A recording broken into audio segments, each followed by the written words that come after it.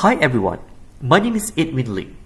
In this video, we will cover topic 10, where we will look at different types of liabilities. Please go through the learning objectives. Before going through today's topic, let's discuss revision question or case study 9. This case study relates to the 9 entertainment. You are required to discuss why 9 was required by the regulator, the ASIC, to impair the goodwill of its television network by $260 million. You should first briefly discuss the impairment principles under AASB 136. Specifically, according to AASB 136, intangible assets have to be tested for impairment for at least annually. When carrying amount is greater than recoverable amount, the asset is impaired and we need to write down the asset value to the recoverable amount.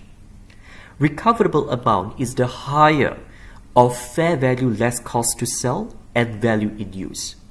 Fair value less cost to sell means net market value, whereas value in use means present value.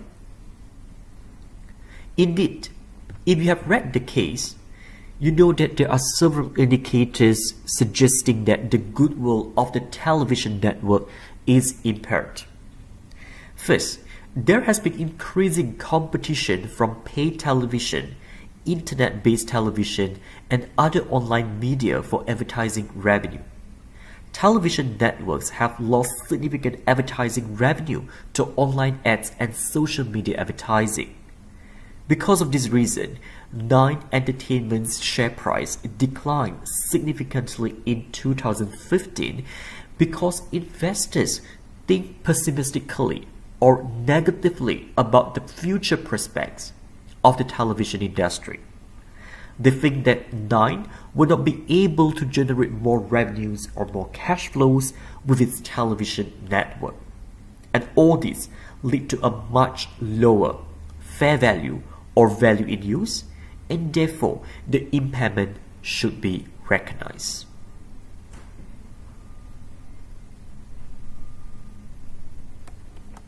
Alright, let's go through today's topic. Since we were looking at different types of liabilities, let's recall the definition and recognition criteria of liabilities. We fund our resources, meaning our assets, using two main sources of fund, namely liability or equity. That actually explains why asset equals to liabilities plus owner's equity in the accounting equation. Liabilities have 3 characteristics, namely present obligation, past events, and outflows of economic benefits or future economic sacrifice. And they must also meet the probable test and the reliable measurement test. Probable occurrence means it is likely to occur future economic sacrifice, whereas reliable measurement means we can refer to source documents to verify, to prove the amount, or the estimate is reasonably made based on past experience or industry benchmark, for example.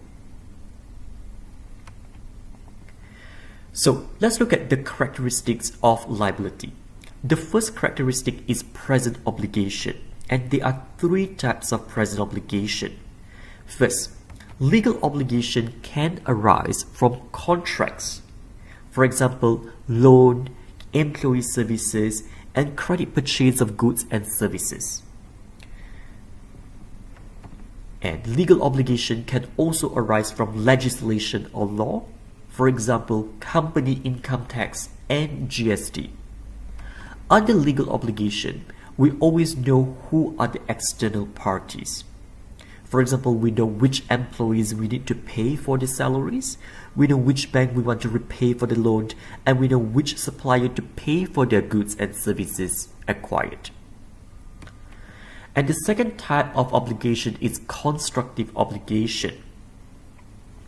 Under constructive obligation, the company sends a signal to others that they will discharge the obligation through past practice, industry best practice, established policy, or specific current statement.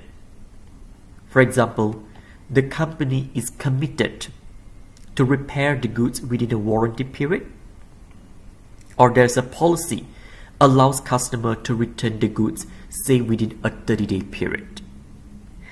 And the third type of present obligation is equitable obligation, which is due to social, moral, or ethical considerations, and they are not based on any legal grounds.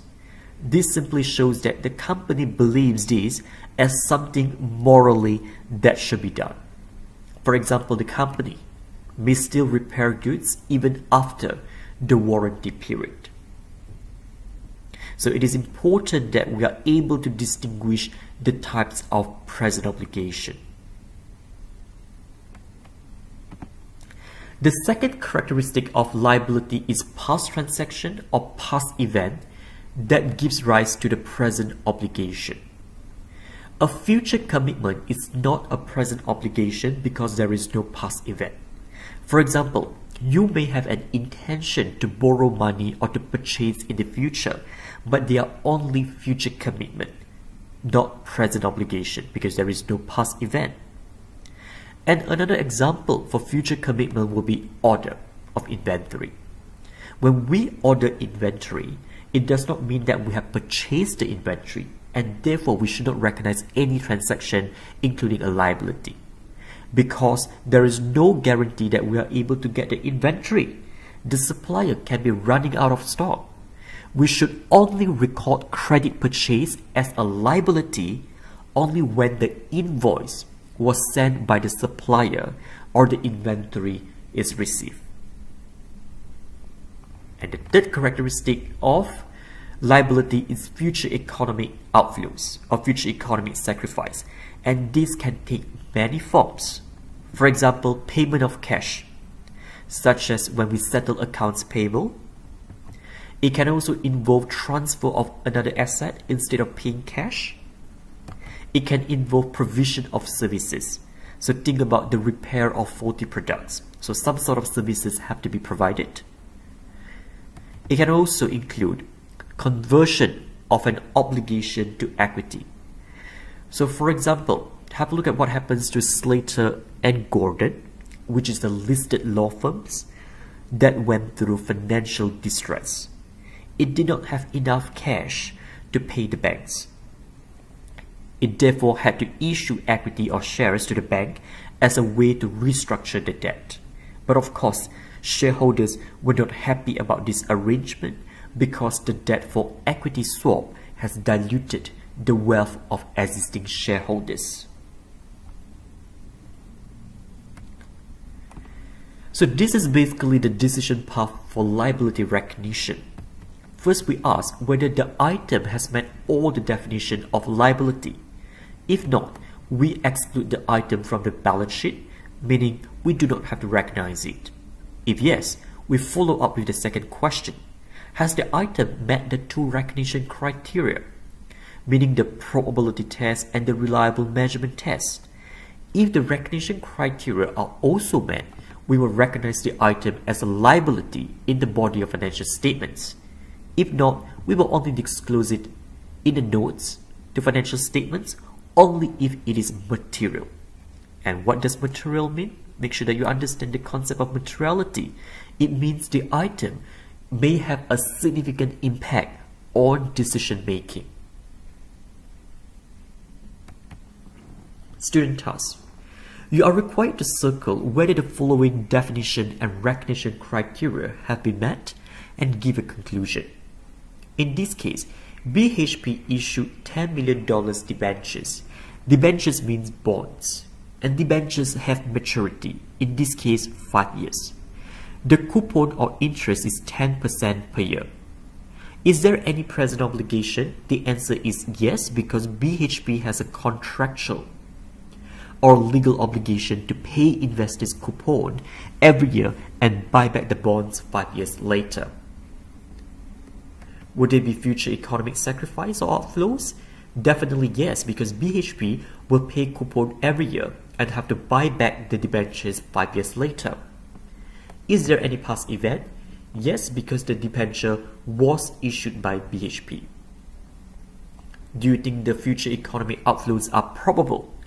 Yes, it is highly probable because of the contractual obligation to pay coupon and also to buy back the bonds.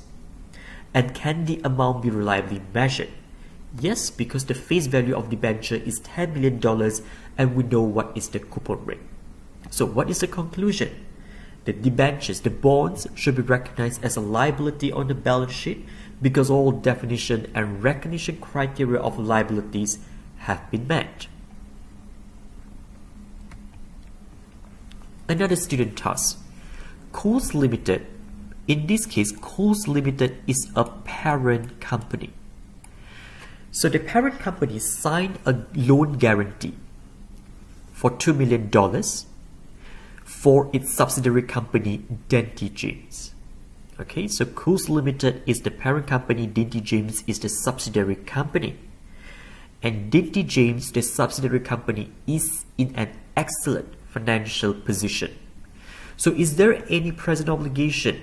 No, because the subsidiary company has not yet defaulted, so there is no present obligation. Will there be future outflows? Potentially yes, only if the subsidiary company defaults or experiences financial difficulty. Is there any past event? The answer is yes, because the parent company, Coles Limited, has signed the loan guarantee. Do you think the economic outflows are probable? Not at this stage, because the subsidiary company is in good financial position. It is financially healthy. And can the amount be reliably measured?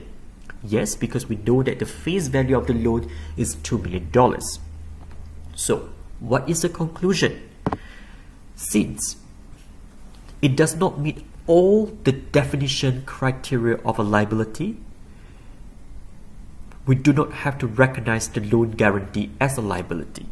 So the parent company, Coles Limited, does not have to recognize the loan guarantee as a liability, and there is no need to disclose in this case. Another student task. In this case, SW Limited decided to downsize its operations. It has announced a restructuring plan to employees who will be affected by the plan. So first of all, is there any present obligation? The answer is yes, because the restructuring plan was announced. Would there be any future economic outflows? Yes, because under the restructuring plan, some employees will be made redundant. And when we make employees redundant, they have to be compensated. Are there any past events? Yes, because the restructuring plan was announced. And do you think the future economic outflows are probable? Yes, because the company has to compensate employees whom they made redundant. And can the amount be reliably measured? Yes, there is always a reliable estimate. We can refer to industry best practice or the past experience. So what is the conclusion? The provision for restructuring should be recognized as a liability on the balance sheet, since all definition and recognition criteria of liabilities have been met.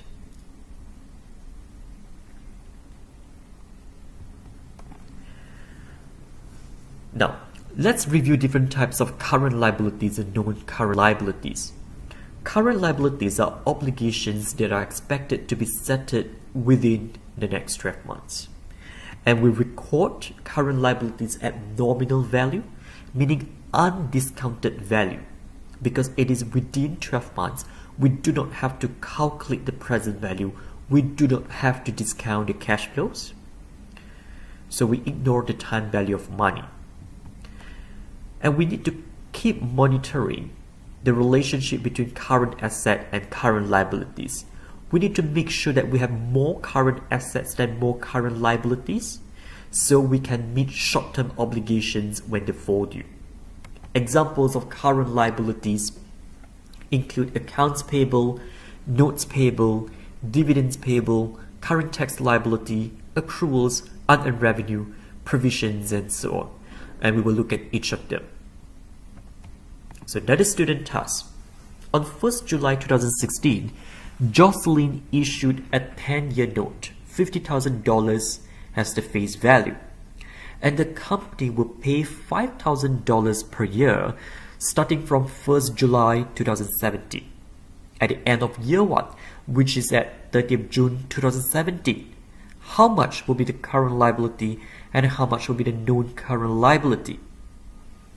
The current liability will be $5,000 because it will be repaid the next day, which is 1st of July 2017. So at 30th June 2017, the current liability is $5,000 because it will be settled within 12 months. And the known current component will be $45,000 because it will be settled only beyond 12 months.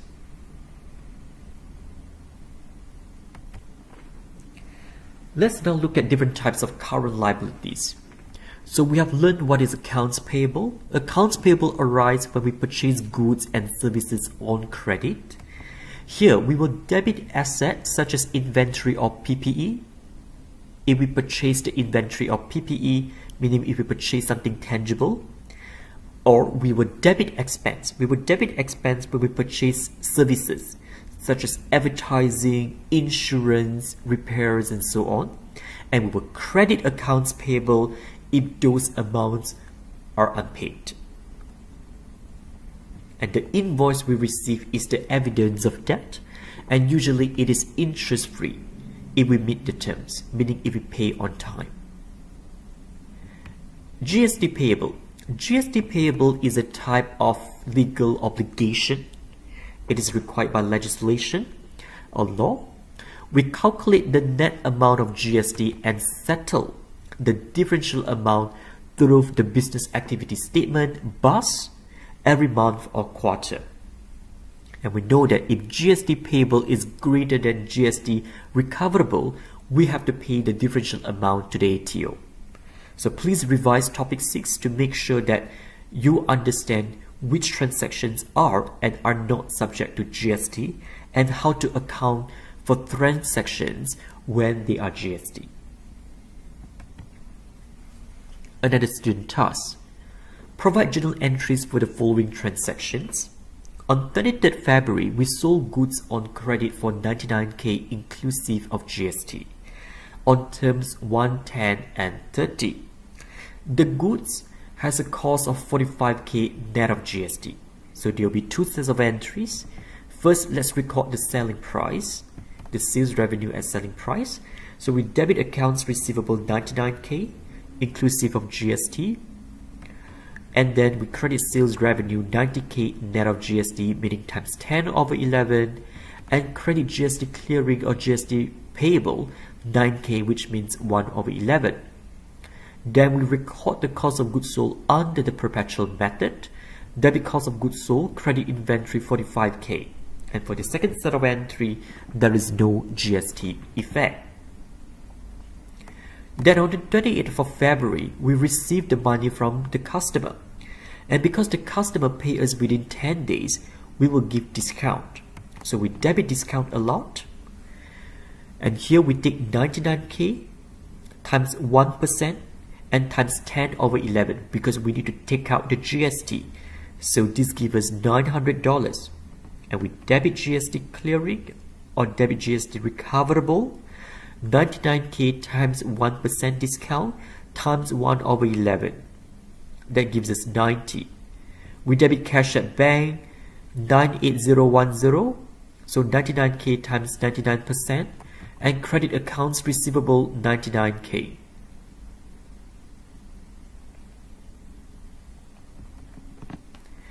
Following this, let's look at notes payable. It means the issuer of the notes promised to pay an amount of money including principal and interest to the notes holder at maturity. So let's go through an example via a student task. Say we issue a 3-month note of $100,000 on 1st April. Because the notes has 3 months maturity, it matures on 1st July and balance date is 30th June. The notes pay 13% of interest per annum, meaning per year. So we are required to provide journal entries for the issue of note on 1st April, the balance day adjustment for accrued interest at 30th June, and also the redemption or buyback of the notes at 1st July.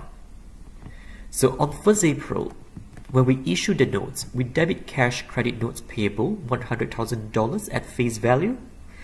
And because the balance date 30th June intervenes before maturity, we have to calculate the accrued interest.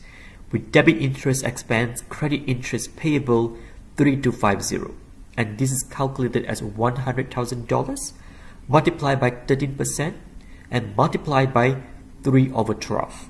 Because the 13% is for 1 year interest rate and we only owe 3 months of interest, so 3/12 for April, May and June.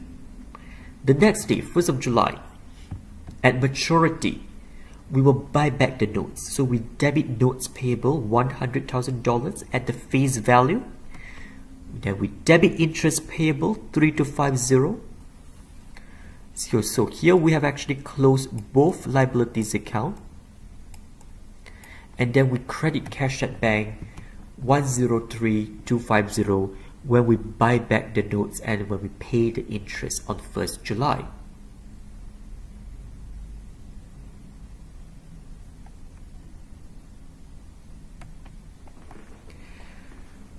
Now let's look at what is bank overdraft. Bank overdraft is a form of current liability. Bank permits the firm to have a negative bank account balance up to a certain limit. And there is no free lunch. Interest will be charged on the overdrawn balance. And there may also be fee charged for unused limit. It is common for business to set up this facility to finance daily operations. And what about dividends declared? Note that the company does not have any obligation to pay dividends because distributing dividends to shareholders is optional, unlike interest expense, which is compulsory. So that actually highlights the differential nature of debt versus equity. However, once dividend is declared by the firm, it will become an obligation that cannot be revoked. Meaning once the company declared dividend, they must fulfill the payment, and therefore declared dividend has become a liability. And under IFRS, under accounting standards, we will recognize dividend payable only if they are declared before the reporting date. So the pro forma entry will be debit dividend or retained profits, credit dividends payable. And please remember that dividend is not a form of expense. It is not expense, but it is a distribution of an owner's equity. So it will reduce owner's equity. Next, let's revise what are unearned revenues and accrued expenses. Unearned revenue is also called deferred revenue, revenue received in advance, or prepaid revenue, meaning we have not earned the revenue but we have received the cash. One example will be the flight tickets purchased by customers. The airline companies have received the cash but have not earned the revenue until customers take the flights. And another example will be gym membership, pre-charged by fitness center. Accrued expenses or expenses payable mean expenses that are incurred but we have not paid for those expenses. An example will be wages owed to employees at balance day, but the payday is after the balance date. And another example will be the accrued interest or the interest owed at balance day. Okay, let's go through the following student tasks. Please provide journal entries for the following transactions for the month ended 30th April. So let's assume that you have attempted this task. In April, Beethoven Limited sold 50,000 August concert tickets at $100 each. Because the concert will only be held in August, this is a case of unearned revenue. So debit cash, credit unearned revenue, $500,000.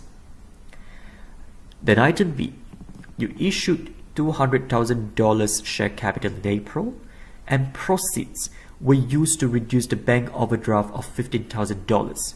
So there will be two sets of journal entries. The first set, when we receive the money, we debit cash, credit share capital when we issue the share capital, so $200,000. And then we use the money collected to pay bank overdraft. So debit bank overdraft because we try to reduce the liability. To reduce the liability, we will give it a debit entry. That's why we debit bank overdraft and then we credit cash $15,000. In item C, the directors declare a 20 cents per share dividend on 300,000 shares. So dividend will be paid in May because the company has declared a dividend before the balance date. So debit dividends or retained earnings and credit dividends payable 60K. So which equals to 300K times 20 cents. Then finally, the company pays employees every Friday. The weekly salary is $40,000 and April 30 falls on Wednesday. So meaning we owe 3 days of salaries. So that will be debit salaries expense, credit salaries payable 24K, calculated as 40K times 3/5.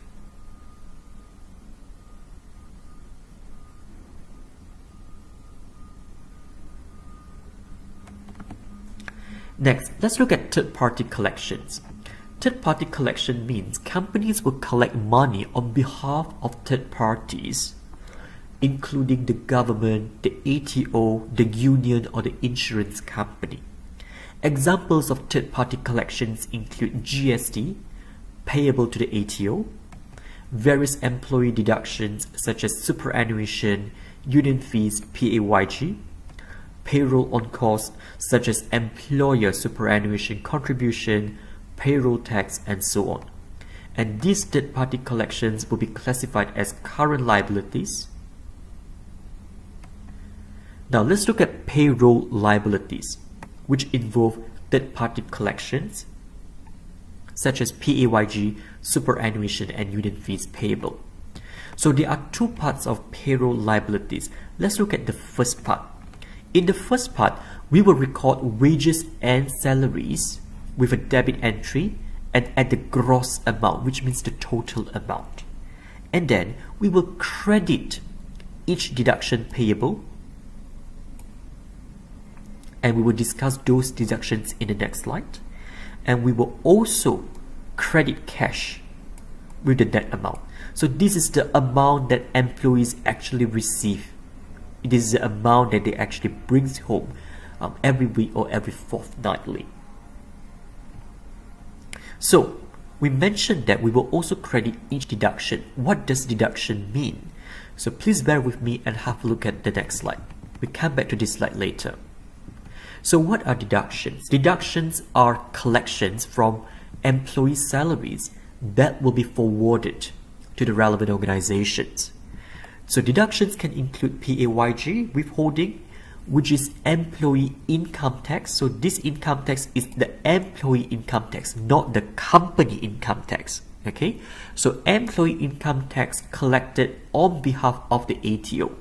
So no one will escape tax. Everyone will pay a fair share of their salary to the tax. And how much will be the PAYG? How is the PAYG calculated? You can refer to the following ATO website. There is a tax table, and the tax tables are updated every year. So this is the one example of deduction. And deductions can also include employee contribution to superannuation. And here the superannuation is contributed by employees themselves, not by the employer. And you can also include other optional deductions such as union fees, insurance or medical fund contributions, depending on whether employees have all these commitments. Okay, so go back to the previous slide. Let's have a look at the second part of the payroll liabilities. Here we will debit wage on cost expenses, and we will credit each additional payroll payable. And what do these include? So first of all, it can actually include things like payroll tax liability. And payroll tax liability is a state government tax. And you can refer to this website. So the payroll tax rates and thresholds actually vary between states and territories. So meaning the tax rates will be different in New South Wales, Victoria and Tasmania, for example. And another example will be fringe benefits tax, and fringe benefit tax is a federal government tax, and you can refer to this website for more information. So what are the examples of fringe benefits? They can include car, entertainment, parking and so on that you actually provide to the employee, and those fringe benefits are actually taxable. And we may also include employees' contribution to superannuation fund. And let's have a look at the next slide. So, under superannuation guarantee contribution (SGC) in Australia, employer needs to contribute to employee superannuation. And it is compulsory for companies to pay 9.5% of wages and salaries to employees for their superannuation if the employees actually earn more than $450 per month. And these amounts are remitted to the superannuation fund on a monthly basis. Student task. So based on the following information, please record the payroll liabilities. Here, an employee earns $3,000 in June with the following deductions.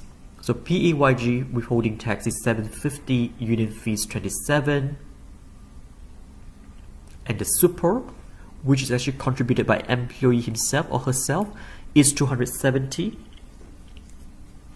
And also employer will incur superannuation contribution of 9.5%. This is under SGC because the employee earns more than $450 per month. So it needs to pay the SGC 9.5%. And payroll tax 4.85% and work cover 2%. So let's record the monthly wages and deduction. So debit wages expense at the gross amount $3,000, credit PAYG withholding $750 as given, credit union fees payable $27 as given, credit superannuation payable $270 as given. Okay, and this superannuation payable is by employee himself or herself.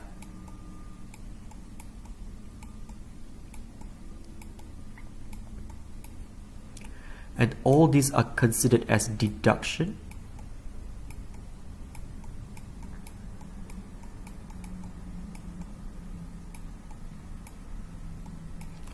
And then we credit cash at bank 1953.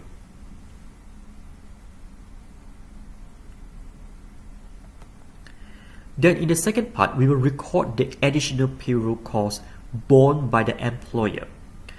So the wage on cost expense with a debit entry will be $490.5, and this consists of superannuation payable. So this is under the SGC plan, is actually paid by employer, not employee. 285. And how do you get 285? You take 9.5% as stated in the question, multiply with $3,000, you get 285. And you also credit payroll tax payable. So 4.85% times 3,000, we get 145.5. And we credit work cover payable $60, which is 2% of $3,000.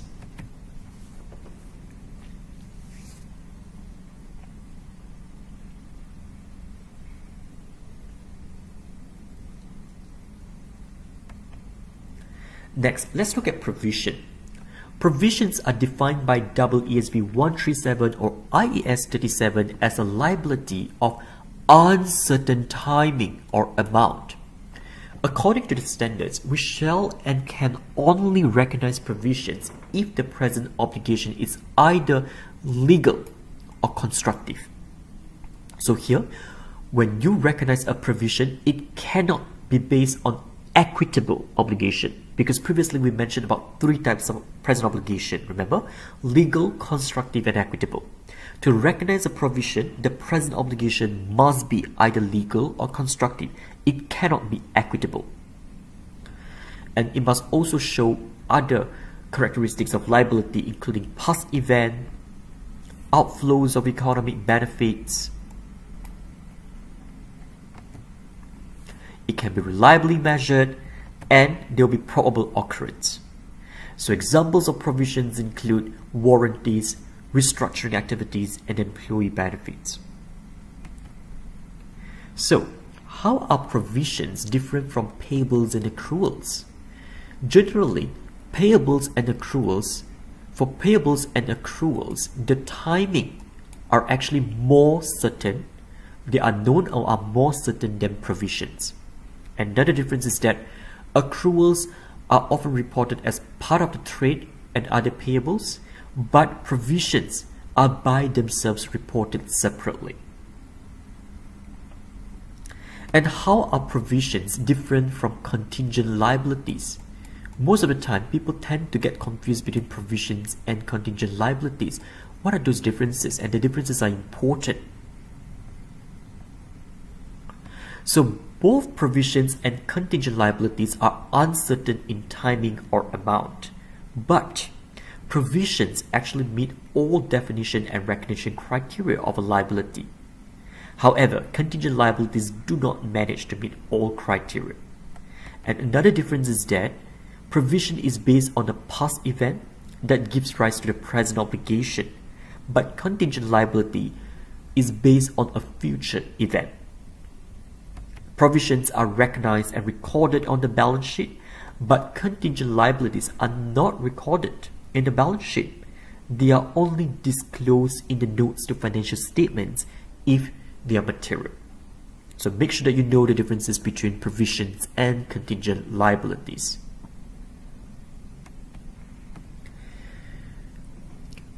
Alright, now let's look at provisions for warranties. Most of the goods are sold under warranty.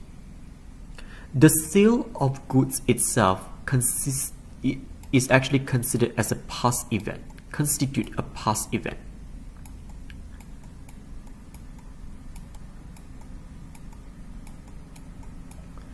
And this past event creates the obligation, the present obligation to rectify any faulty products. Provision for warranty is estimated under a method which is called expected value method. It is based on past claim experience. For example, historical record shows that 1% of the products sold may be rectified. And when we recognize the provision, we will debit provision expense. We will debit a warranty expense. When you recognize the provision, we debit warranty expense and we credit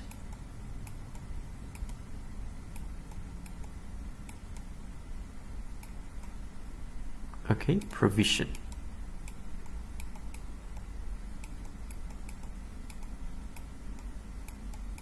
For warranty. So provision for warranty is a liability, and warranty expense is an expense.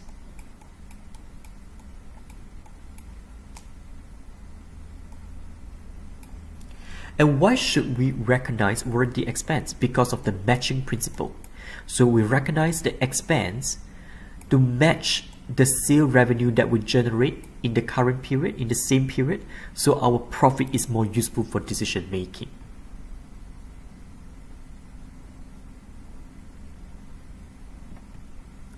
So example, in this case, the company estimates warranty as 3% of sales, and the sales for January is 660K inclusive of GST. In February, a customer claimed for repair that cost $800 of parts inventory.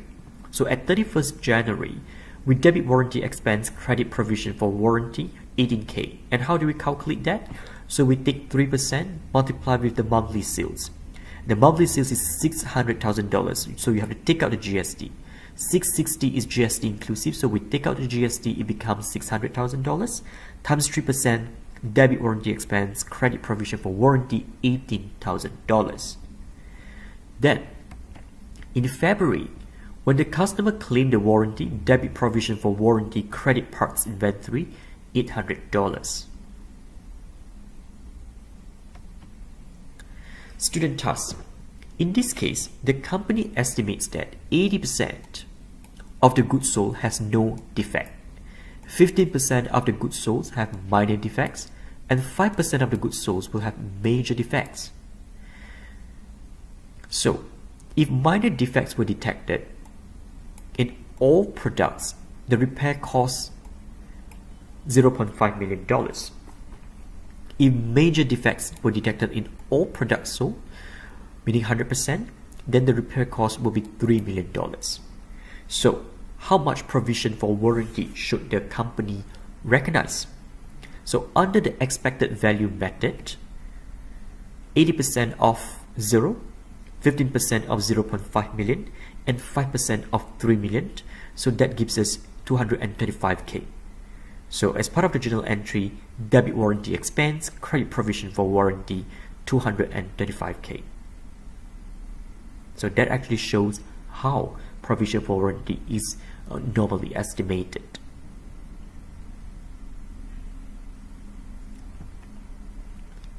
Alright, in the next few slides, we are going to look at a few types of employee benefits. Provision for employee benefits is also a type of current liability. It may be current, it can also be non-current. So there is a form of liability which can be current and non-current. And what are employee benefits? Employee benefits are defined and covered by IAS 19 or WASB 119.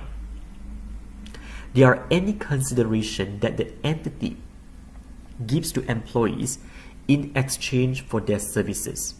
This can include salary and any sick leave or annual leave that we give to employees because they provide us with the services.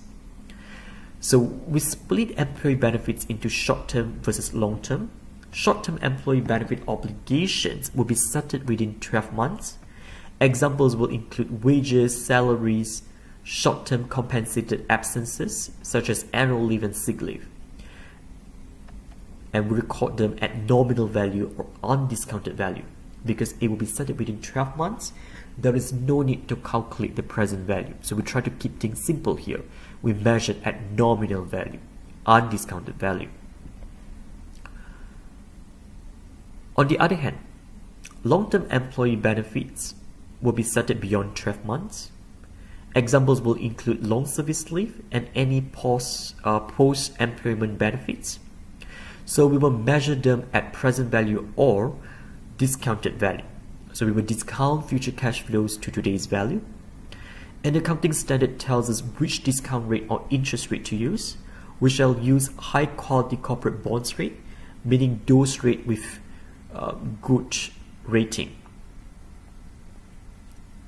such as AAA bonds or AA bonds rate. And if this is not available, if there is no deep market for high quality corporate bonds in the country, we will use government bonds rate. So let's see how we account for annual leave. In Australia, full-time employees are entitled to 4 weeks paid annual leave. And usually there is a 17.5% of annual leave loading to compensate employees for the expenses incurred when they take the annual leave. So in other words, when employees in Australia take annual leave, in fact they get a higher pay than a normal working day. So you can refer to the following links for more information, and the loading will vary with industry, but usually it is 17.5%. So that is the normal entry. That is a formal entry for annual leave, debit annual leave expense, credit provision for annual leave, when we record the annual leave expense. And when the annual leave is taken, which is debit provision for annual leave, credit PAYG tax payable, and credit cash at bank. Student task. In this case, Susie is paid weekly and she receives an annual salary of $104,000. She's entitled to 4 weeks annual leave each year plus a 17.5% loading. First, to calculate the annual leave expense, we multiply annual salary 104K with 4/52 because only 4 weeks of annual leave. And the annual leave loading is 1.175 because when employees in Australia take annual leave, they get a higher pay than a normal working day. And how much more? 17.5% more. So 1 plus 0.175 equals to 1.175. So you apply the formula, you get $9,400 as the annual leave expense. Then we have to provide the weekly journal entries to record Susie's annual leave entitlements. Because annual leave is accrued on a daily basis, every week we will debit annual leave expense, credit provision for annual leave. So we divide the annual leave expense by 52. So 9,400 divided by 52, $180. So this is just a weekly entry to record the annual leave entitlement. When Susie takes 2 weeks annual leave, we have to record the payment. So we debit provision for annual leave, 4,700. So which is the total annual leave expense, 9,400 times 2/4 because she only takes 2 weeks leave. And then we credit PAYG $1,500 as given in the question, and we credit cash at bank $3,200.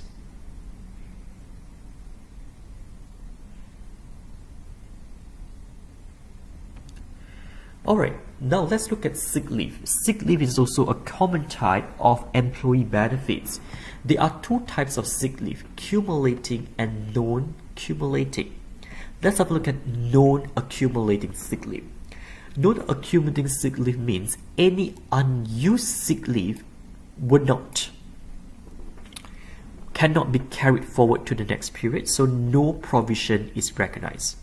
So under non-accumulating sick leave, you don't need to recognize any provision for sick leave.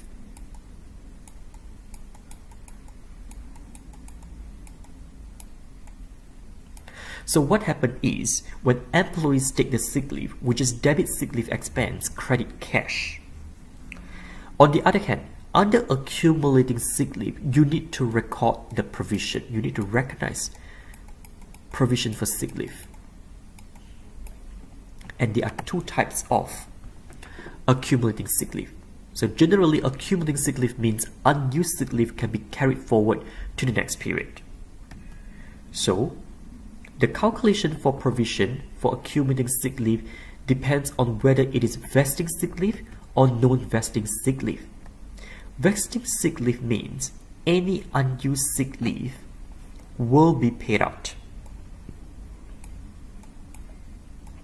when the employee leaves the organization, when the employee ceases the employment.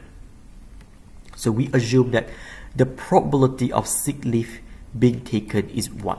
Meaning no matter what happens, whether they take the sick leave or not, those sick leave will be paid out when the employees leave the organization, if they haven't used those sick leave. And what about non-vesting sick leave? Non-vesting sick leave, we need to estimate the probability of sick leave taken, because unused sick leave will not be paid out when employees ceases the employment or when they leave the organization. So what does this mean? Let's have a look at an example. And when we estimate the probability, we look at past experience.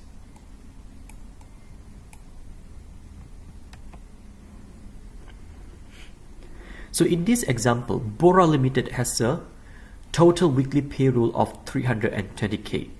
It has 160 employees and each is entitled to 10 working days of accumulating sick leave. Because this is accumulating sick leave, we need to recognize a provision. And 10 working days is equivalent to 2 weeks of sick leave, assuming that they don't work on Sunday and Saturday.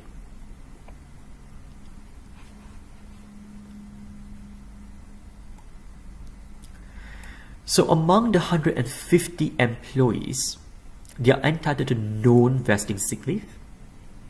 So there are two types of sick leave in this company, non-vesting sick leave and vesting sick leave. So 150 employees are entitled to non-vesting sick leave. And the total weekly payroll for these employees is 280K per week. And past experience shows that 60% of these employees will take their full sick leave each year. And the remaining 10 employees are entitled to vesting sick leave. And the weekly payroll is $20,000. So first of all, let's calculate the sick leave expense. The non-vesting sick leave expense will be 336K. How do we get this figure? So we take the weekly payroll, 280K for the 150 employees in total, times 2 weeks because of 10 working days of sick leave, which is equivalent to 2 weeks. Then we have to multiply with 60% of the probability. So 336K. For vesting sick leave, it is 20K per week times 2 weeks and times 1. Because for vesting sick leave, the probability is deemed as 1. So we get 40K. And we sum those two figures, we get the total sick leave expense of 376K. And the journal entry is just going to be very easy. Debit sick leave expense, credit provision for sick leave, and again we need to divide the total by 52. So 376 divided by 52, which equals to 7230. Because sick leave is also accrued on a daily basis, that's why we perform the weekly entry.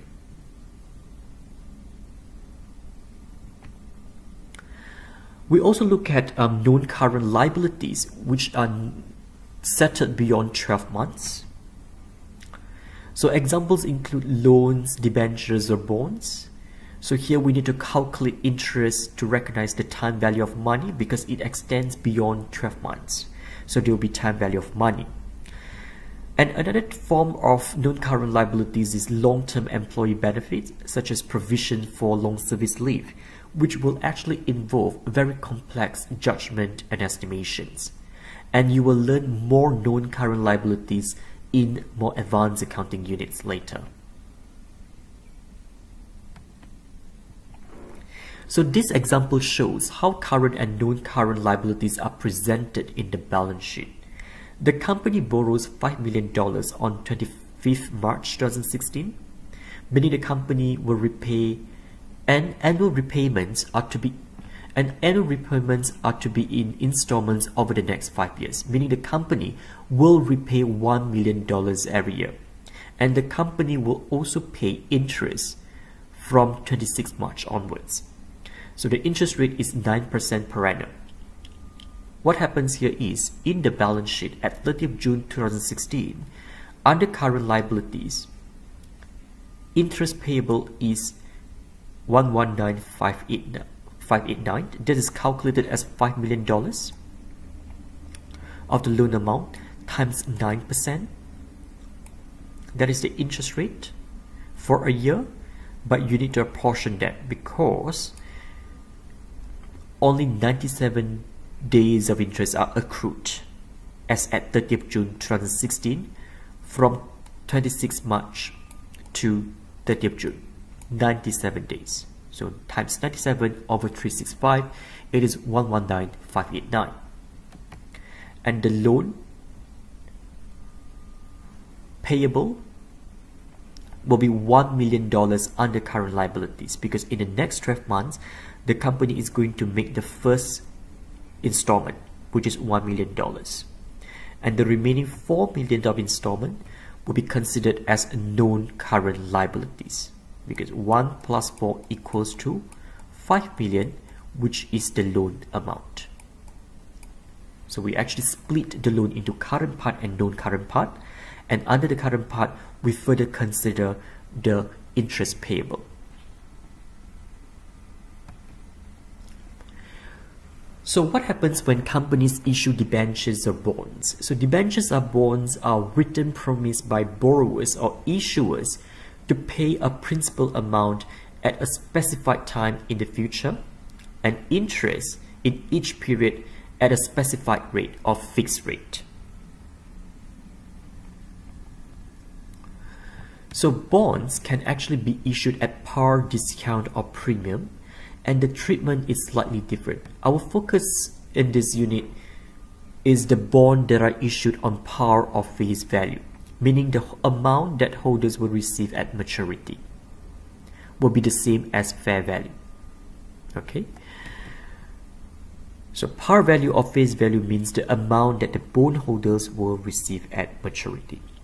So who will buy bonds that are issued on par?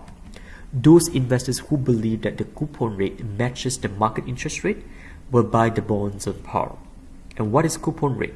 Coupon rate is the interest rate offered by the issuer, which is used to calculate the interest payment. So when we calculate the interest payment, we have to always use the coupon rate. And the coupon rate is usually fixed. Whereas the market interest rate can fluctuate. It can change from time to time. So the pro forma entries will be when we issue the bonds at face value, we debit cash, credit bond, which is a form of liability. Okay, so when you credit bonds here, it means it is a form of liability. And when we pay interest every period, we debit interest expense, credit cash. And how do we calculate interest expense? So you use face value, multiply with coupon rate, not the market interest rate. And when we buy back the bonds or redeem the bonds at maturity at face value, we will debit bonds, credit cash. So the amount that you redeem and the amount that you issue will be the same when the bonds are issued on par. So the next slide shows debentures issued at discount or at premium. Bonds are issued at discount if they are issued below the face value. Investors who believe that the coupon rate is below the market interest rate will buy these because they are not willing to buy at face value. They ask for a discount. So debit cash at bank, credit bonds when we issue the discounted bonds. And the figure Y here will be less than the face value. On the other hand, when bonds are issued at premium, they are issued above the face value. So investors who believe that the coupon rate is greater than the market interest rate will buy this, and they are willing to pay more than the face value. So we debit cash at bank and credit bonds at a price more than the face value when we issue the premium bonds. And note that the calculation for the fair value of bonds issued at discount and premium are more complex because the present value concept is involved. And interest is calculated under a method which is called the effective interest method. The calculation and entries will be covered in a more advanced accounting or finance unit. Student task for bonds issued at par. So let's assume that you have attempted this question. On 30th June 2019, the company issues $20 million bonds. The bonds have 10 years maturity and pays semi-annual coupon, meaning it pays interest twice every 6 months. The annual interest rate is 8%.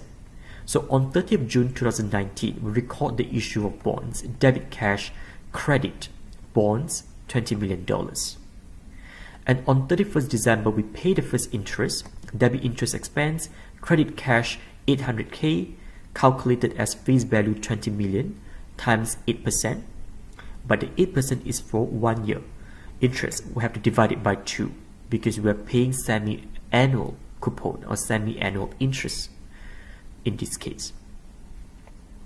Then 10 years later, at maturity, on 30th June 2024, we redeem the bonds, we debit bonds, credit cash at $20 million.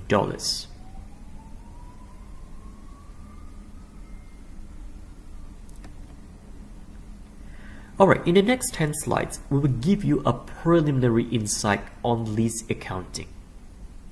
Because lease liability is quite often significant and material in the company's balance sheet, so we give you a preliminary insight. So why do companies lease assets? From lessee's viewpoint, leasing can actually solve cash flow problems. cash is king. With leasing, companies only pay small amount of rental every month or every year, so they have excess cash to fund daily operations and to expand business for growth.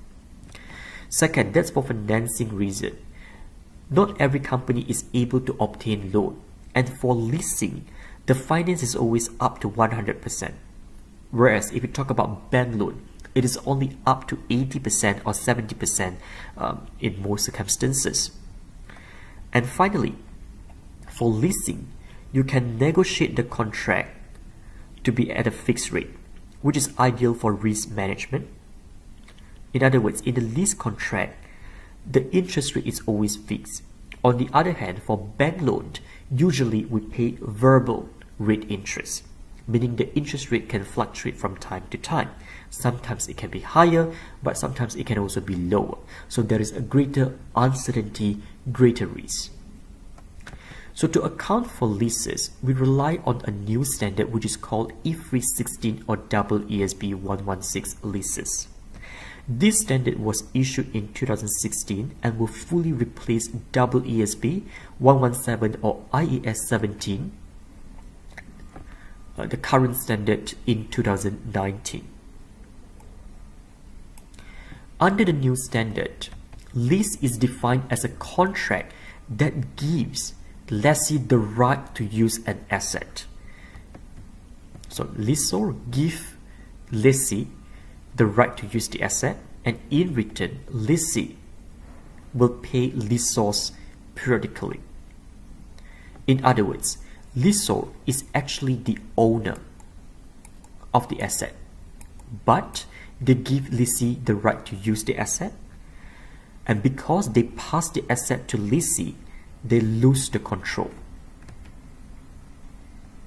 and therefore they have no right to use the asset. They have to remove the asset from their balance sheet. So that actually explains why control rather than ownership is the definition, is the characteristic of an asset.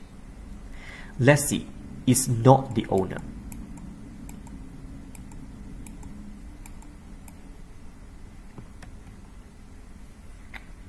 But now they control the asset because they have the right to use the asset, and therefore they will record this asset in the balance sheet. So how do lessee account for leases? Most leases will be recorded on the balance sheet with the following entries: debit right of use asset and credit lease liability. Leases are initially measured at present value of lease payments. And how do we calculate present value of lease payments? If expressed in a simple manner, present value of lease payments equal to present value of annuity for fixed periodic payments exclusive of service expenses plus present value of $1, that's for bargain purchase option or guaranteed residual value if any. So what do all these terms mean?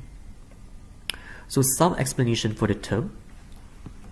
Periodic payments are akin to periodic rentals. Okay, so periodic payments are similar to periodic rentals to use the asset.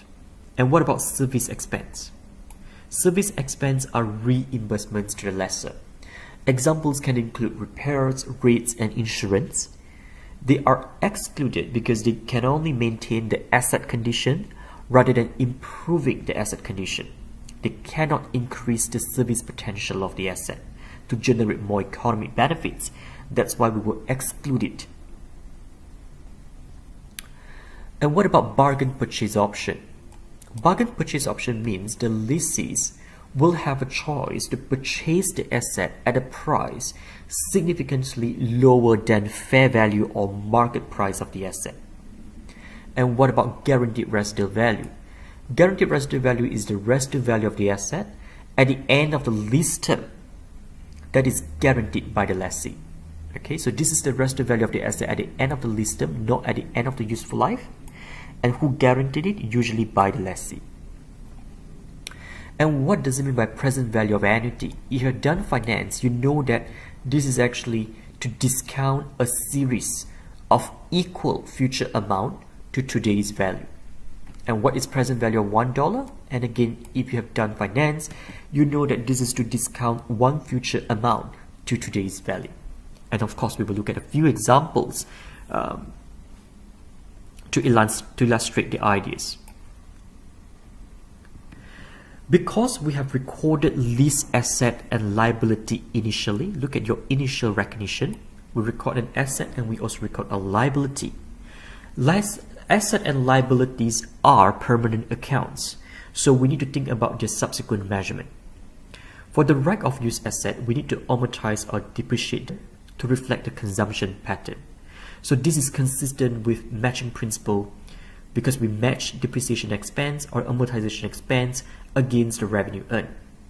And for lease liability, they are subsequently measured at amortized cost. Now, amortized cost has a different meaning here. It does not mean amortization or depreciation. The amortized cost for lease liability means the lease payments are actually split into two components. They are allocated between interest expense and reduction of lease liability. And we'll go through a few examples later. And lease accounting indeed sounds complicated, but there is an exception. If the lease is short-term, meaning less than 12 months, usually, or the lease item actually has very low value, it is not that significant, the lessees do not have to recognize the asset and liability. They only have to treat this like normal rental expense. So for example, in this case, the monthly rental is $2,000 per month and the lease term is 6 months. This is a short-term lease. So just treat it as rental expense, debit rental expense, credit cash, $2,000. How about lessor?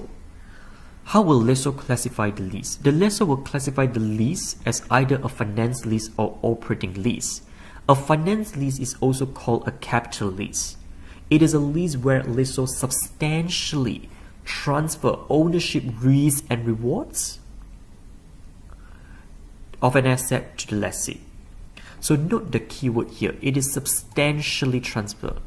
Substantially does not mean significantly or materially. And how do we determine if it is substantial? It requires some professional judgment, and we will talk about a few guidelines later. And have a look at a further definition. What are we transferring? We are not transferring the ownership, but we are transferring the risks and rewards of ownership. So, what are the rewards is incidental to ownership? Examples can include the benefits from using the asset. For example, the appreciation in residual value, or you can make a gain by selling the asset. And what about risk of ownership? This can include the risk of obsolescence because of technological changes, for example, meaning the asset can become outdated. It is a form of risk. And the risk can also be a decline in the residual value because the asset is overused, or the risk for uninsured damage. So what is operating lease? Operating lease, on the other hand, means a lease does not substantially transfer ownership risks and rewards of an asset to the lessee. And how do we determine whether a lease is a finance lease or whether it is an operating lease? Or how do we judge whether there has been a substantial transfer of ownership risks and rewards?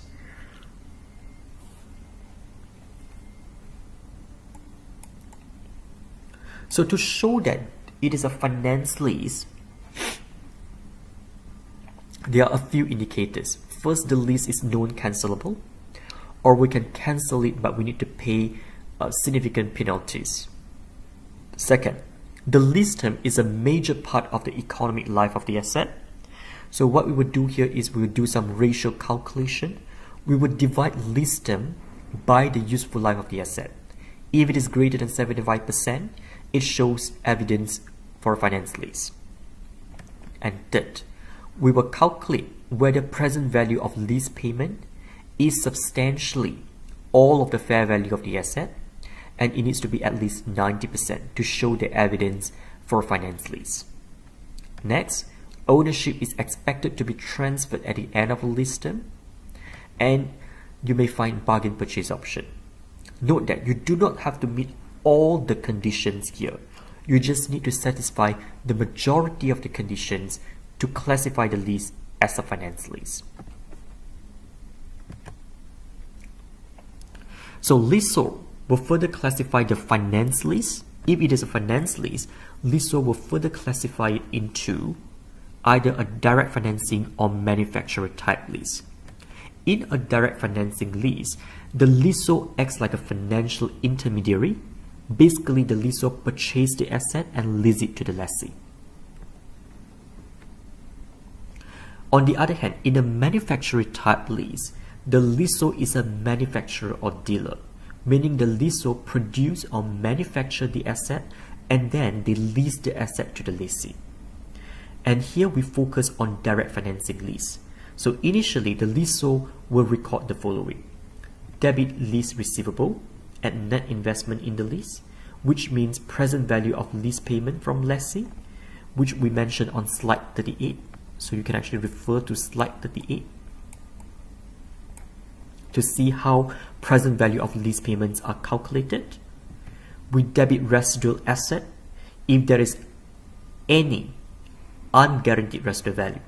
So we will take present value of $1 of unguaranteed residual value. And unguaranteed residual value is the residual value at the end of the lease term that is not guaranteed by anyone. Okay. And then we will credit asset at the gross amount. So the case would definitely be more complicated when there is an unguaranteed residual value and when the lease is a manufacturer type lease, which you will learn in more advanced units. So in this unit, we just keep the concept very simple. So let's go through a work example. You are given the following information. Tina Limited is the lessee and Baba Limited is the lessor. The lease is non-cancelable, signed on 1st July 2019. The lease term is 5 years, 12% interest. Useful life of the asset is 6 years. Residual value is 30K. Fair value of the asset is 184K. In this case, you have bargain purchase option at the end of the lease term, at the end of year 5. That is $40,000. So that actually gives you a hint that ownership transfer is expected. Okay, so because of BPO, we expect ownership to be transferred because lessee actually has incentives to purchase the asset at much lower price than the market.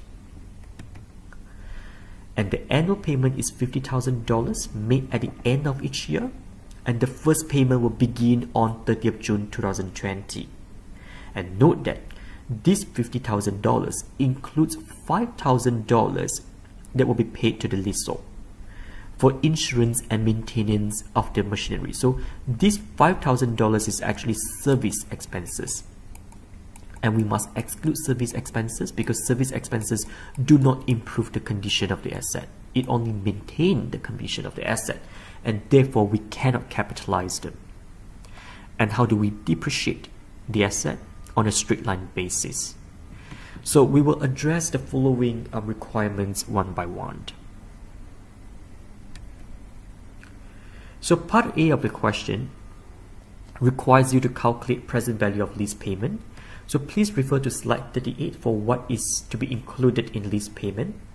In this case, we have periodic lease payment of 50K and we need to deduct 5K of service expense. So this is the periodic payment and the 5K is service expense.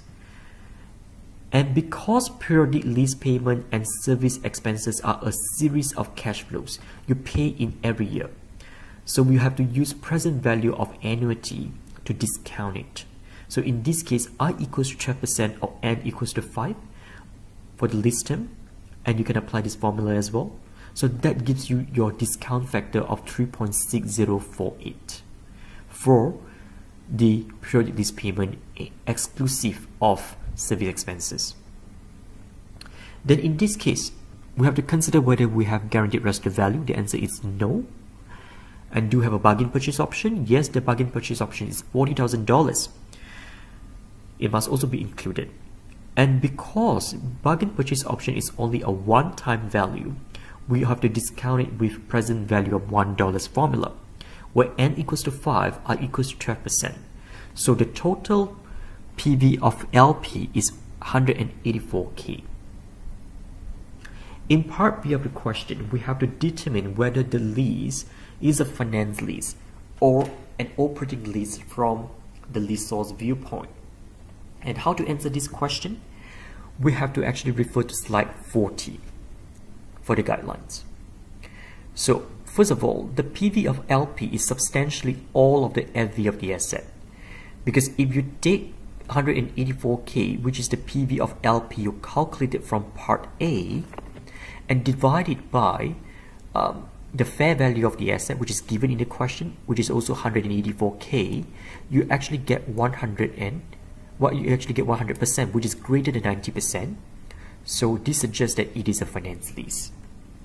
And second, the lease is non-cancelable as suggested by the question. That there is a BPO, a bargain purchase option, so we expect the ownership to be transferred. So high possibility of ownership transfer. Next, the lease term is the major part of the useful life of the asset, because the lease term is 5 years and the economic life or the useful life is 6 years. 5 divided by 6 is 83%, which is greater than 75%. So the above indicators suggest that this is a finance lease because we have satisfied most of the conditions mentioned on slide 40.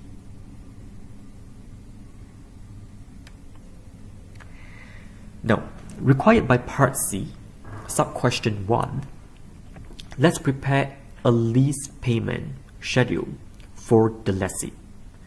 First, we start with an opening balance of 184,912 that is calculated from part A. And for the annual leave expense column A,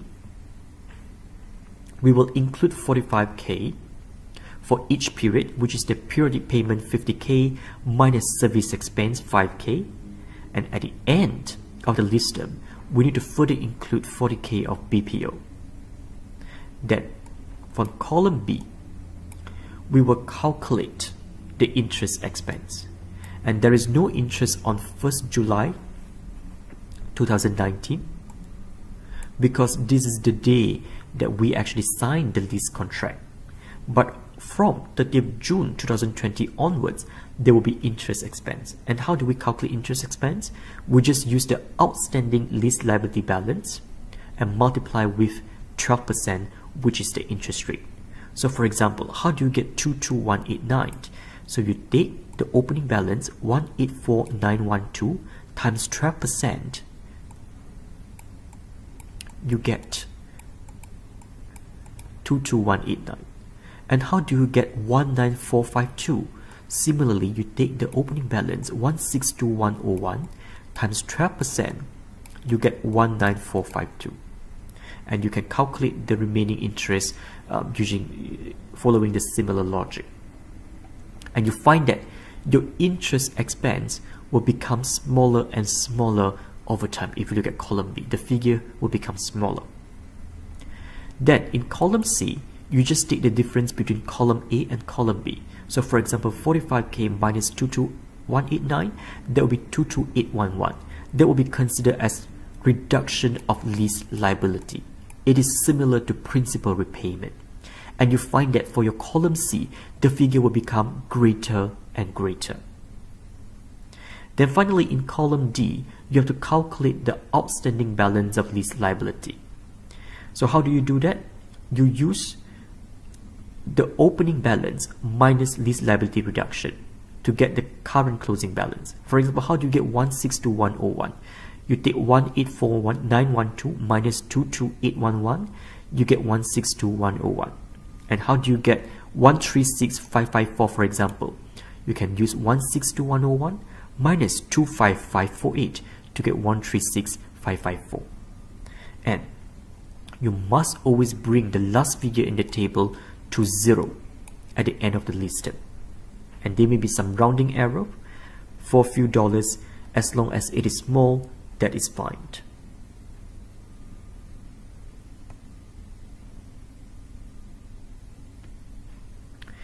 So Part C sub-question 2 requires you to prepare a lease receipt schedule for the lessor.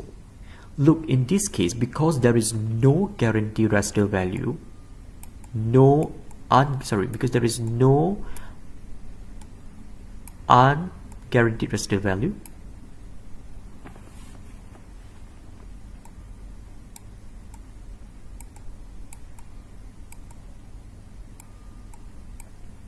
because there is no UR. When there is no UR, the figures that you prepare for this table is going to be the same as the table that you prepare in the previous slide. Just that you change from annual lease payment to annual lease receipt, interest expense to interest revenue, so principal reduction of lease receivable, and outstanding balance of lease receivable.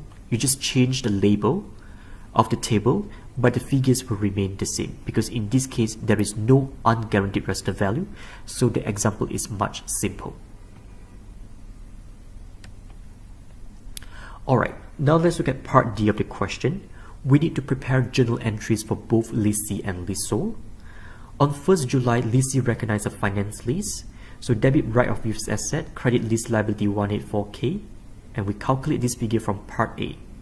On the other hand, the lessor will first recognize the purchase of the asset, because this is a direct financing lease. The lessor did not make the asset or did not manufacture the asset. They purchased the asset and they lease it to lessee. So when first purchased the asset, debit machinery, credit cash 184K, and when they lease this to lessee, they remove this asset from their balance sheet because they no longer control it. So debit lease receivable, credit machinery 184K. And at the end of year 1, 30th June, the first payment is made. So credit cash $50,000, debit 5K service expense, and debit interest expense 22189, and debit lease liability 22811. And where do you get those two figures? So refer to slide 44, your lease receipt schedule.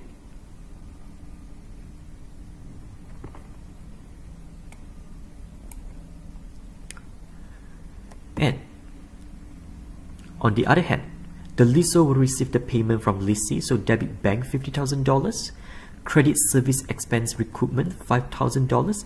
This is actually a form of income account. And credit interest revenue and credit lease receivable. And where do you get all those figures? Refer to slide 45.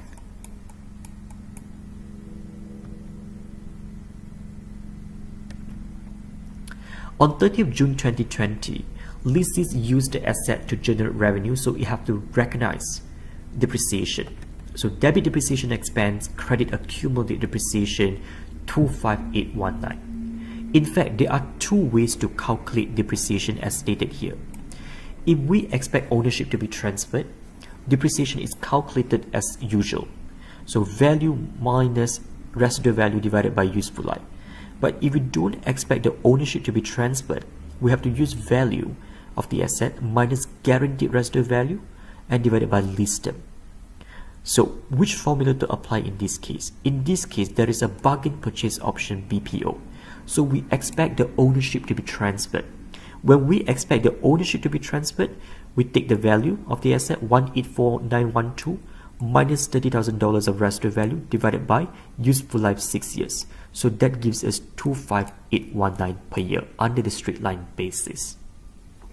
On the other hand, because the lessor has already removed the asset from the balance sheet, there is no issue for depreciation. On 30th June 2021, lessee makes the second payment and lessor will receive the second payment. So the entries will be the same. So you debit for lessee service expense, interest expense, lease liability, and credit cash. So you find that the cash payment and the service expense is actually fixed. But this amount you have to refer to slide 44, the table, the lease payment schedule. For lessor, they will also make the same entry, debit cash $50,000, credit service expense recoupment $5,000, and this is an income account as mentioned.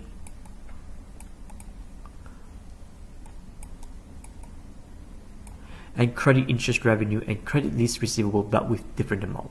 And this one, please refer to slide 45.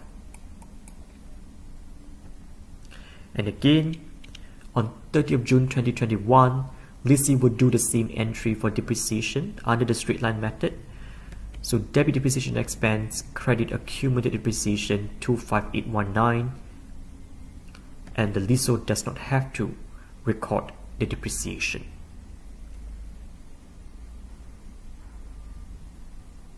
So that's it for the lease accounting. Finally, let's look at contingent liabilities. Contingent liabilities are defined in ESV 137. So they are possible obligations whose recognition are based on future events. Because they are based on future events rather than a past event, there is no present obligation. It is only a possible obligation. Because of this reason, it cannot be recorded in the balance sheet. And contingent liabilities can also refer to another situation. It is a present obligation, but that present obligation fails the two recognition criteria, meaning it cannot be reliably measured or the probability of occurrence is actually low. Okay, so contingent liabilities has two different meanings here, two different possibilities. And we cannot record contingent liabilities on financial statements. We can only record it in the notes, meaning we only disclose it in the notes if they are material. And examples of contingent liabilities include a loan guarantee for a subsidiary by a parent company or pending court decision for a litigation. And please refer to slide 23. It is important that you know the differences between contingent liabilities and provisions.